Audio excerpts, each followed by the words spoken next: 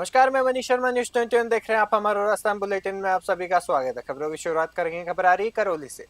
सोमवती अमावस्या के पावन अवसर पर करौली में आराध्य देव श्री मदन मोहन जी मंदिर में श्रद्धालुओं की भारी भीड़ उमड़ पड़ी है। सुबह से ही मंदिर परिसर में जयकारों से गूंज फूटा नारा गूंजा जा रहा है। फूटा कोट से लेकर मंदिर तक श्रद्धालुओं का जनसैलाब नजर आया, जहां लोगों ने लंबी कतारों में लगकर दर्शन किए और सुख समृद्धि की कामना की। भीषण गर्मी को देखते हुए विभिन्न समाज सेवी संगठनों और व्यापारियों द्वारा श्रद्धालुओं के लिए शीतल पेयजल व रूह अफ़ज़ा की व्यवस्था भी की गई। वहीं सुरक्षा व कानून व्यवस्था बनाए रखने के लिए पुलिस प्रशासन पूरी तरह सतर्क रहा। चप्पे चप्पे पर तैनात पुलिसकर्मियों ने कमान संभालते हुए श्रद्धालुओं को सुव्यवस्थित तरीके से दर्शन करवाए। करौली से राधा रमन सारस्वत की रिपोर्ट देख रहे हैं आप। कोटा से खबर आ रही है, जहां कोटा जिले के रानपुर थाना क्षेत्र का अमरकुआ गांव आज उस समय रण क्षेत्र में तब्दील हो गया जब वन विभाग की अतिक्रमण विरोधी कार्रवाई के विरोध में ग्रामीणों का गुस्सा फूट पड़ा। कार्रवाई से नाराज ग्रामीणों और उग्र भीड़ ने थाने के बाहर जमकर हंगामा किया और तोड़फोड़ शुरू कर दी। इस दौरान बेकाबू भीड़ ने वन विभाग के वाहनों को निशाना बनाते हुए उन पर पथराव व हमला कर दिया, जिससे कई वन कर्मी और पुलिसकर्मी गंभीर रूप से घायल हो गए। स्थिति बिगड़ती देख पुलिस ने कड़ा रुख अपनाया और लाठीचार्ज कर उप उपद्रवियों को खदेड़ा। मौके से पुलिस ने कांग्रेस नेता देवा भड़क समेत एक दर्जन से अधिक उपद्रवियों को गिरफ्तार कर लिया। तनावपूर्ण स्थिति को देखते हुए पूरे इलाके में भारी पुलिस बल तैनात कर दिया गया है और मामले पर पैनी नजर रखी हुई है। कोटा से सुरेश कुमार पटेरिया की रिपोर्ट देख रहे हैं। भारत से खबर आ रही है, जहां जिले में गो संरक्षण और गोवंश से जुड़ी लंबित मांगों को लेकर सोमवार को गो सेवकों और विभिन्न सामाजिक संगठनों का आक्रोश सड़कों पर उतर आया। वासुदेव गौ सेवा समिति के बैनर तले सैकड़ों गौ भक्तों ने श्री राम स्टेडियम से एक विशाल वाहन रैली निकाली, जो शहर के मुख्य मार्गों से होती हुई जिला कलेक्ट्रेट पहुंची। रैली के दौरान गोवंश की सुरक्षा को लेकर जमकर नारेबाजी की गई। प्रतिनिधिमंडल ने जिला कलेक्टर को मुख्यमंत्री के नाम ज्ञापन सौंपकर बताया कि गत 9 फरवरी को हुई आंदोलन के समय प्रशासन ने गौ एम्बुलेंस, आधुनिक गौशाला, नंदीशाला संचालन और घायल गोवंश के उपचार की व्यवस्था करने के लिखित आश्वासन दिया था। 4 से 5 महीने बीत जाने के बाद भी प्रशासन ने कोई प्रभावी कदम नहीं उठाया है। गौ भक्तों ने चेतावनी दी है कि यदि जल्द ही इन 4 सूत्रीय मांगों को पूरा नहीं किया गया तो आंदोलन को और उग्र किया जाएगा। 12 से हरीश शर्मा की रिपोर्ट देख रहे हैं हम।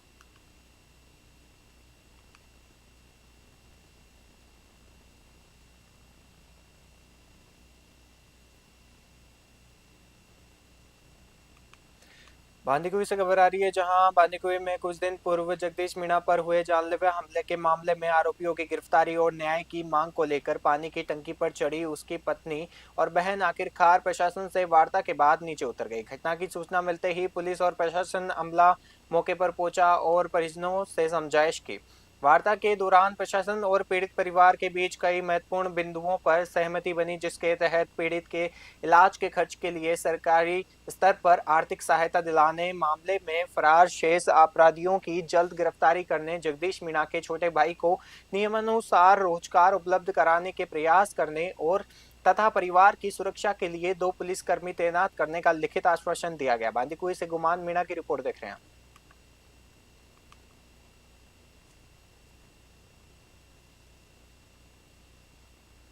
कोटा से खबर आ रही है, जहां साइबर अपराधों पर लगाम लगाने के लिए चलाए जा रहे म्यूल हंटर अभियान के तहत कोटा ग्रामीण की इटावा थाना पुलिस को एक बड़ी सफलता हाथ लगी है। पुलिस ने साइबर ठगों का फर्जी बैंक खाते उपलब्ध कराने वाले एक मुख्य आरोपी को गिरफ्तार किया है। पकड़ा गया आरोपी 22 वर्षीय ब्रह्मानंद सुमन है, जो खातोली का निवासी बताया जा रहा है। पुलिस जांच में सामने आया है कि आरोपी ब्रह्मानंद के बैंक खाते में साइबर ठगी के 2,23,284 रुपए आए थे।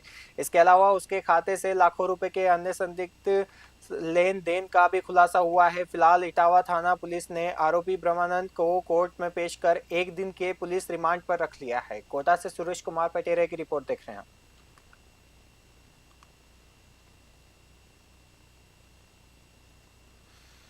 करौली से खबर आ रही है जहां गृह राज्य मंत्री एवं करौली जिला प्रभारी मंत्री जवाहर सिंह बेडम ने सोमवार को केंद्र में मोदी सरकार के सफलतापूर्वक 12 वर्ष का कार्यकाल पूर्ण होने पर प्रेस वार्ता की। इस दौरान मंत्री ने पांचना बांध के पानी के मुद्दे पर टोंक सवाई माधोपुर सांसद हरीश मीणा के बयान को निंदनीय बताया। साथ ही पूर्व मुख्यमंत्री अशोक गहलोत पर निशाना साधते हुए उनके बयानों को मुंगेरी लाल के हसीन सपने करार दिया।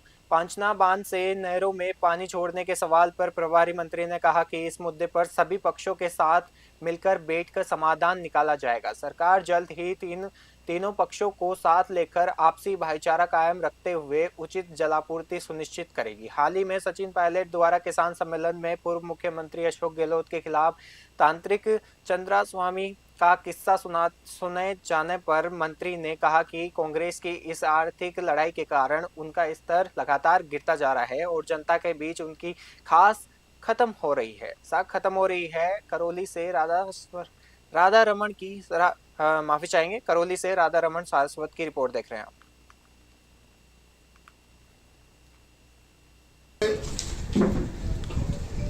भारत के यशस्वी प्रधानमंत्री माननीय नरेंद्र मोदी जी के नेतृत्व में 12 वर्ष विश्वास के, विकास के और जनकल्याण। मैं समझ सकता हूं कि इन 12 वर्षों में देश की मजबूती के लिए और जन के कल्याण के लिए जो काम हुए हैं वो इन 80 वर्षों की आजादी की यात्रा को यदि हम देखेंगे वो उल्लेखनीय है।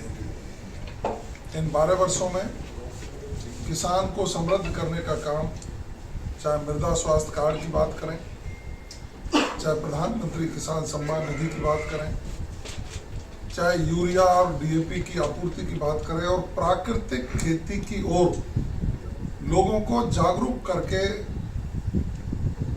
अधिक से अधिक प्राकृतिक खेती कर सकें, उस अभियान की बात करें, मैं समझ सकता हूं कि किसानों के हित में लिए गए निर्णय उल्लेखनीय है। युवाओं को सशक्त करने के लिए स्किल डेवलपमेंट इंडिया के माध्यम से, मुद्रा योजना के माध्यम से, मेक इन इंडिया के माध्यम से युवाओं को रोजगार सृजन के जो अवसर प्रदान किए हैं उसके आधार पर हमारा युवा आज उद्यम स्थापित करके। जयपुर से खबर आ रही है। जयपुर के हरमाड़ा थाना क्षेत्र में 4 वर्षीय मासूम बच्चे की हत्या के सनसनीखेज मामले का पुलिस ने महज 24 घंटे में खुलासा कर दिया है। पड़ोस में रहने वाली महिला ने ही मासूम की हत्या की वारदात को अंजाम दिया था। पुलिस जांच में सामने आया है कि मृतका की मां और आरोपी महिला गुड़िया के बीच पानी भरने को लेकर पहले से विवाद चल रहा था। डीसीपी वेस्ट प्रशांत किरण ने बताया कि पुलिस आरोपी महिला से आगे की पूछताछ कर रही है और मामले की कानूनी कार्रवाई जारी है। 24 घंटे के भीतर ब्लाइंड मर्डर केस का खुलासा कर जयपुर पुलिस ने बड़ी सफलता हासिल की है, लेकिन एक मामूली विवाद और शक के चलते मासूम बच्चे की जान चली जाना पूरे समाज के लिए बड़ा सवाल छोड़ा गया है। जयपुर से ब्यूरो रिपोर्ट।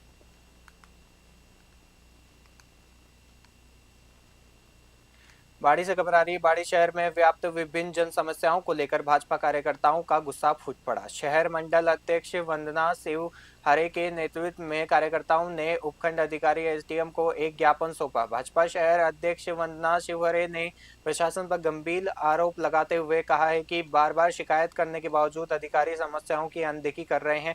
उन्होंने चेतावनी दी है कि यदि जल्द ही इन समस्याओं का समाधान नहीं हुआ तो वे इसकी सीधी शिकायत मुख्यमंत्री भजनलाल शर्मा और संबंधित विभागीय मंत्री से करेगी। वहीं भाजपा जिला महामंत्री अनिल गोयल ने भी प्रशासन से शहर की जनता को जल्द राहत देने की मांग की है। बाड़ी से आशीष शर्मा की रिपोर्ट देख रहे हैं।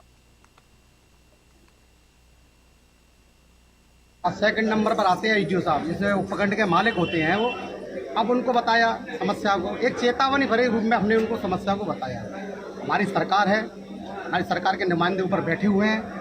अगर उन्होंने उपखंड अधिकारी ने भी इस समस्या का समाधान नहीं किया तो हम कलेक्टर साहब को बताएंगे, संबंधित प्रभारी मंत्री जी को बताएंगे और लास्ट में सीएम साहब को बताएंगे। और मैं इनको चेतावनी देना चाहता हूं इस आपके मीडिया के माध्यम से, अगर ये सुधर जाए तो ठीक है, नहीं तो इनका भी इंतजाम हम पर करना आता है। मतलब ये बीजेपी के पर महामंत्री थे, जिला महामंत्री अनिल गोयल, इनका एक चेतावनी देने आए हैं कि हमारी जो समस्या है, जन समस्या है, जनता की समस्या है, उनके निराकरण के लिए आए हैं। फिर सबसे बड़ी समस्या है इस्लामी स्कूल के जहाँ जो ढकेल लगी रहती है, वहाँ वो गलत तरह के महिलाएं जब निकलती हैं तो गलत तरह के अब सब शब्दों का प्रयोग करते हैं। तो उसकी निजात के लिए हमारा पहला मुद्दा है उस इस्लामी स्कूल के जहाँ जो अतिक्रमण हो रहा है ढकेलों द्वारा, उसके लिए अपन ज्ञापन देने आए हैं। अधिकारियों से, सीएम सर से और अपने वरिष्ठ जो भी मंत्री हैं उनके आगे इस प्रस्ताव को रखूंगी और बाड़ी की जन समस्याएं उनको सामने लाऊंगी, क्योंकि बाड़ी में इतनी गंदगी, ढेर, सड़क व्यवस्था, नाले चौक और जाम की स्थिति, अतिक्रमण, मतलब जो भी सारी समस्याएं बाड़ी में भरपूर हर तरीके से भर के ऐसी समस्याएं जिससे बिल्कुल भी निजात नहीं मिल रही है। हर वार्ड में आप भ्रमण करें, अधिकारी हर भ्रमण करेंगे तो हर वार्ड में समस्याएं, और इस समस्या से निजात दिलाने के लिए हम बीजेपी के कार्यकर्ता आए हैं और बाड़ी की जनता की आवाज बनकर आए हैं और ये समस्या का निजात हम दिलाएंगे जरूर। निम्बाहेड़ा के रिहायशी इलाके कमदज नगर में आज अल सुबह एक टेंट व्यवसाय के गोदाम में भीषण आग लग गई। आग इतनी भयावह थी कि इसकी लपटें और धुआं का गुबार देखकर पूरे इलाके में अफरा तफरी और दहशत का माहौल बन गया। हादसे की खबर मिलते ही घटनास्थल पर हजारों लोगों का हुजूम उमड़ पड़ा। रिहायशी इलाके में व्यावसायिक गोदाम होने के कारण स्थानीय लोगों ने टेंट व्यवसाय के खिलाफ भारी आक्रोश जताया। आग की तपिश इतनी ज्यादा थी कि गोदाम के पास स्थित मकानों की दीवारें क्षतिग्रस्त हो गई, जिन्हें सुरक्षा के लिहाज से जेसीबी मशीन बुलाकर ढहाया गया। वहीं धुएं के कारण आसपास रहने वाले कुछ लोगों की तबीयत भी बिगड़ गई, जिन्हें तुरंत अस्पताल पहुंचाया गया। निम्बाहेड़ा से ब्यूरो रिपोर्ट।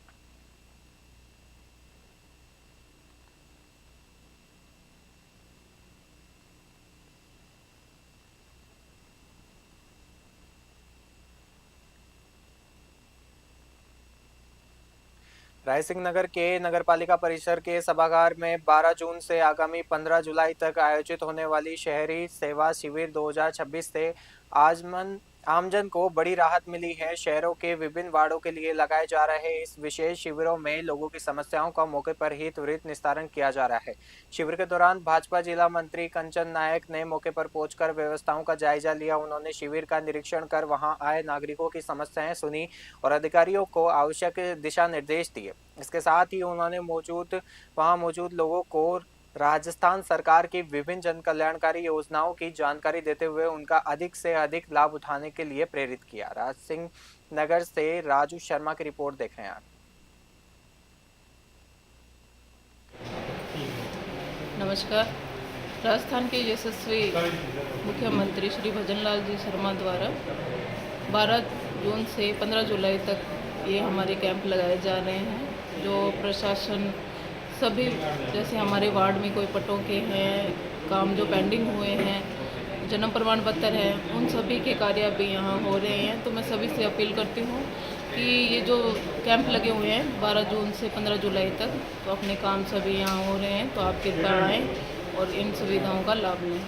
आज आपने शहरी सेवा शिविर का नगर पालिका में आपने किया, निरीक्षण किया है, किस प्रकार की क्या व्यवस्थाएं हैं? बहुत अच्छी व्यवस्थाएं हैं यहाँ। हमने अभी जन्म प्रमाण पत्र भी दिया है जी। कोटा से खबर आ रही है, जहां शिक्षा नगरी कोटा में महिला सुरक्षा को लेकर एक बार फिर गंभीर सवाल खड़े हो गए हैं। मामले के अनुसार एक महिला ने सामने आकर आरोपी धर्मेंद्र उर्फ धर्म मीणा पर जबरदस्ती संबंध बनाने की कोशिश करने का बेहद गंभीर आरोप लगाया है। न्याय की गुहार लेकर आज पीड़ित महिला समाज सेवी आबिद खान के नेतृत्व में एसपी कार्यालय पहुंची। वह सिटी एसपी तेजस्विनी गौतम से मुलाकात कर उन्हें एक सख्त ज्ञापन सौंपा और मामले में त्वरित कार्रवाई की मांग की। ज्ञापन सौंपने के दौरान पीड़ित महिला के समर्थन में सज्जन गुर्जर, कोटा जिला अध्यक्ष नितिन गौतम, शंकर सिंह जादौन और असलम खान सहित कई सामाजिक कार्यकर्ता एसपी दफ्तर में मौजूद रहे। उन्होंने कहा कि महिलाओं को पूर्ण सुरक्षा देने का वादा करने वाली सरकार के राज में भी महिलाएं खुद को असुरक्षित महसूस कर रही है। पीड़िता ने पुलिस प्रशासन से गुहार लगाई है कि आरोपी धर्मेंद्र मीणा को बिना किसी देरी के तुरंत गिरफ्तार किया जाए और मामले में सख्त से सख्त कानूनी कार्रवाई में अमल में लाई जाए ताकि उन्हें न्याय मिल सके। कोटा से सुरेश कुमार पटेरिया की रिपोर्ट देख रहे हैं।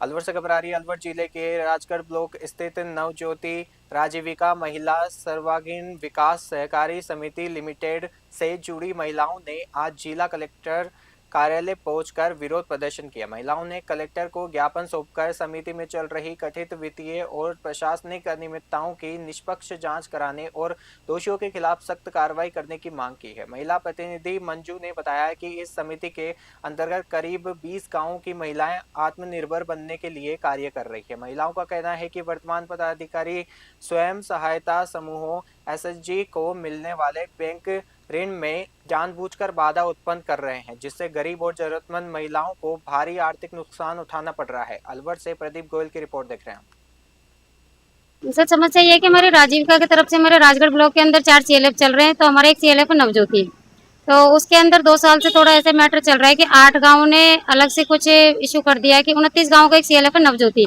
तो 8 गाँव अपनी मनमर्जी से आम सभा कर लिया और उनके 8 गाँव के पदाधिकारी लगा दिए और उनके अकाउंट वगैरह में उन्होंने पदाधिकारी चेंज कर दिए। हमने हमारे इस समस्या को जयपुर, अलवर, राज ब्लॉक स्तर पर सब जगह हमने रिपोर्ट कर दिया, लेकिन कोई हमारी सुनवाई नहीं कर रहा है। अंतिम फैसला हम मैडम के पास आए कि कुछ हो सकता है, तो हमारी महिलाएं लोन की वजह से, क्योंकि आजीविका के लिए चलाया था राजीविका ने प्रोजेक्ट, तो महिलाएं बहुत परेशान है। तो हम चाहते हैं कि जैसे 8 गाँवों को कोऑपरेटिव विभाग से परमिशन मिली थी, तो हमारे 21 गाँव को परमिशन मिले और अपनी महिलाएं अपने नियमित रूप से कार्रवाई को चालू रखें, अपनी आजीविका चलाएं। सर समस्या नाथद्वारा से खबर आ रही है। पावन तीर्थ स्थल और श्रीनाथ जी की पावन नगरी नाथद्वारा में चल रही 7 दिवसीय श्रीमद् भागवत महापुराण कथा का रविवार को पूर्णाहुति और महाआरती के साथ विधिवत समापन हो गया। बस स्टैंड के समीप 8 जून सोमवार से आयोजित इस भव्य धार्मिक महोत्सव में 7 दिन श्रद्धालुओं का जनसैलाब उमड़ा। कथा व्यास और प्रसिद्ध कथा मर्मज्ञ डॉक्टर नीना शर्मा ने अपने श्रीमुख से भगवान श्री कृष्ण की अलौकिक लीलाओं, भक्ति और ज्ञान, वैराग्य और धर्म के विविध प्रसंगों का अत्यंत सरल एवं भावपूर्ण वर्णन किया। कथा के अंतिम दिन उन्होंने सुदामा चरित्र, यदुवंश का अंत और राजा परीक्षित का मोह और भागवत महात्म्य के सुंदर प्रसंगों को जीवंत किया, जिसे सुनकर पांडाल में मौजूद भक्त भाव विभोर हो गए। इस 7 दिवसीय कथा के दौरान 4 वर्षीय बालक हितार्थ ईरानी विशेष आकर्षण का केंद्र रहे। हितार्थ ने बाल स्वरूप श्री कृष्ण का रूप धारण कर अपनी नटखट और बाल सुलभ चंचलता से सभी भक्तों को ठाकुर जी की साक्षात बाल लीलाओं का दिव्य रसास्वादन करवाया। नाथद्वारा से ब्यूरो रिपोर्ट। हमारे राजस्थान बुलेटिन में फिलहाल के लिए इतना ही। देखते रहिए न्यूज़ 21। नमस्कार।